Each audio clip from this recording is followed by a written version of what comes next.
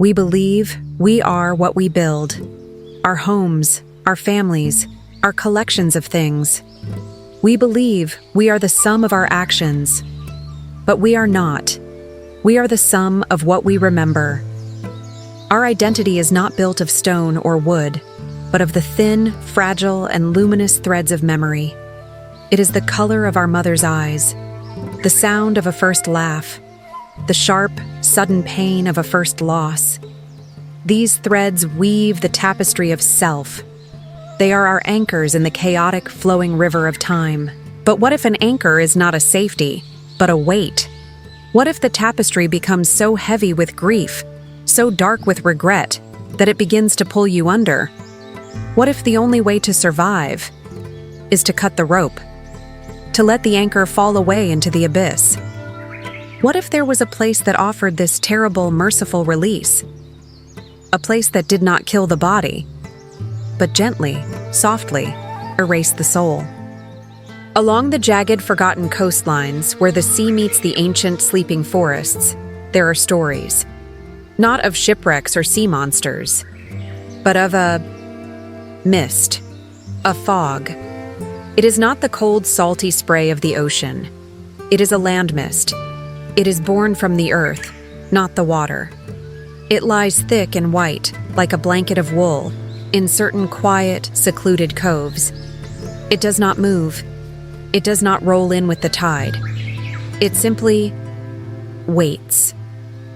The locals, the few fishermen and hermits who live on those cliffs, call it the Lethean Veil, the mist of unbecoming. They say it is a place where the world is thin, a transition, not between life and death, but between being and not being. The legends say that what walks into the veil does not walk out. Or if it does, it is no longer the person who went in. They have a name for those who return: the hallowed. They are seen sometimes walking on the empty beaches or sitting in the village square, staring at nothing. They are not mad. They are not sad. They are not anything. Their eyes are clear, peaceful, and as empty as a blue, cloudless sky. They have returned with their bodies intact, but their tapestry is gone. They are a blank page, a newborn in an adult's body. They have forgotten their names, their loves, their sorrows, and the very language they once spoke. It is the most peaceful and the most terrifying fate imaginable. There was a man named Anselm. He was a luthier, a maker of violins and lutes. His hands, stained with varnish and rosin, were instruments of memory. He did not just shape wood, he shaped sound. He understood that a song was just a memory given wings. He lived a life of quiet joy. He had a wife and a daughter, Ilara, his daughter. She was his perfect song. He had carved a small wooden bird for her, and she would run through their cottage, humming a tune she had invented, a bright, clear, winding melody that was the soundtrack of his world. Then, the world fell silent. A sickness, a cruel, quiet winter, his wife, and then his daughter. They were gone. Anselm was left alone in his workshop, surrounded by the silent wooden shells of songs he could no longer bear to hear. His memory, once his greatest treasure, became his relentless torturer. The perfect, clear sound of his daughter's humming did not fade. It grew louder. It became a single, piercing note that haunted his sleep, that echoed in the grain of the wood he tried to carve. The threads of his tapestry were no longer luminous. They were barbed wire. The anchor was drowning him. He did not want to die. He wanted to stop. He wanted the music to end. He wanted the Lethean Veil. He locked his workshop. He left the instruments to gather dust. He took nothing with him, save for the clothes on his back, and, in his pocket, the small, unfinished wooden bird he had been carving for Ilara when she fell ill. He walked for days, a man pulled by the gravity of a void. He walked toward the forgotten coastline, seeking the place that would unmake him. He found it, just as the legend said. A quiet cove, silent, with no seabirds. The mist was there. A solid, unmoving wall of pure, sterile white. It had no smell, not the salt of the sea, not the damp of the earth. It smelled of nothing. It was the absence of smell. He stood at its edge for a long time. This was the door. He could turn back and return to his life of barbed wire and screaming silence. Or he could step through and be free. He took a deep breath and stepped into the white. The transition was immediate. The first thing to go was sound. The roar of the ocean behind him vanished, not muffled, gone. The sound of his own footsteps on the sand was a soft, dry thud, like he was walking on cotton. The world shrank to a circle of 5 feet around him. There was no sky, no horizon, no up, no down. Only the white and the profound, cushioned silence. He walked. He did not know for how long. There was no sun to measure the time. There was only the mist. And with every step, he felt lighter. He tried to remember why he was there. His workshop. Yes, he had a workshop. He remembered the shape of a violin, but he could not remember why. What was it for? A tool? A piece of furniture? The memory of sound was fading. The memory of music was the first to dissolve. And he felt relief. A knot in his shoulders he had carried for years simply untied itself and fell away. He walked deeper. The white was comforting. It was a cradle. He felt his name. Anselm. It felt strange, like a word from a forgotten language. It had no weight. It had no connection to him. He was just a traveler, moving through the white. Then he thought of his grief, the pain that had driven him here. He searched for it.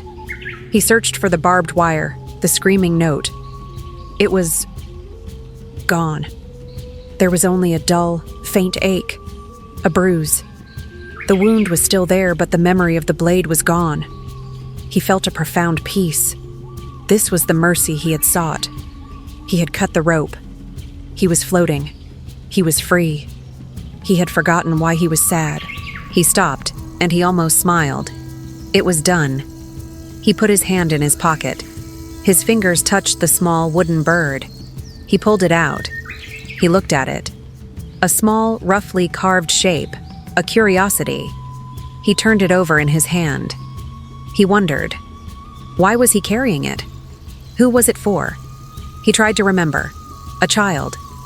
Yes, there was a child, a girl. He remembered her laugh.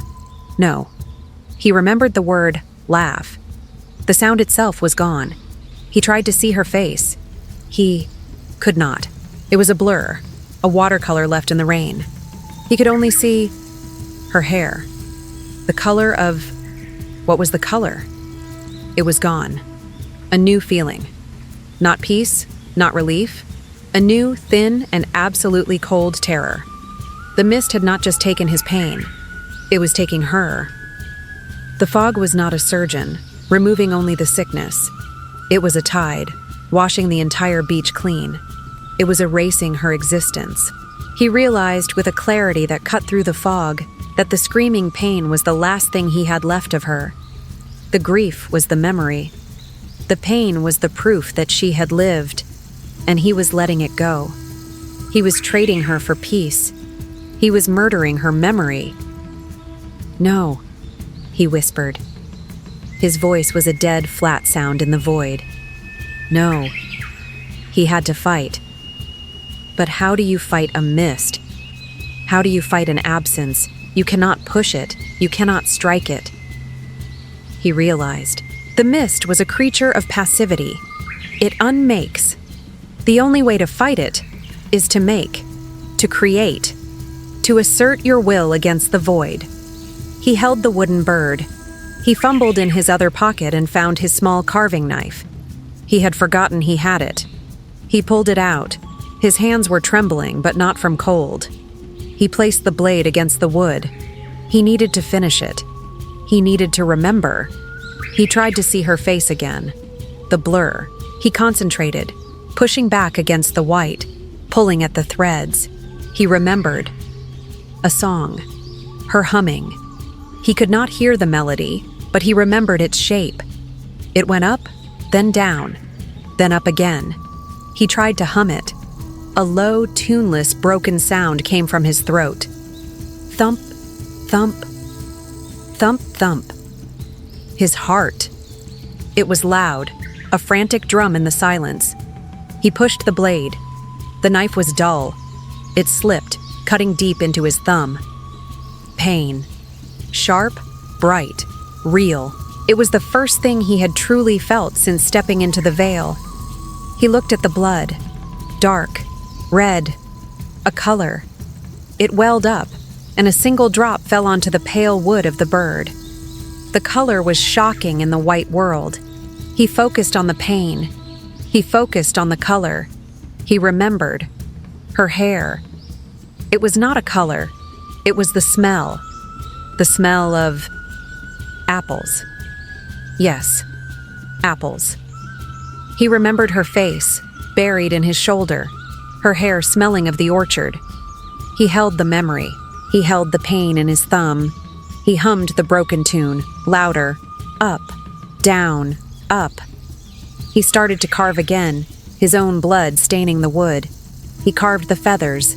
He carved the small, delicate beak. He carved her. The mist recoiled. The thick white cotton, it thinned.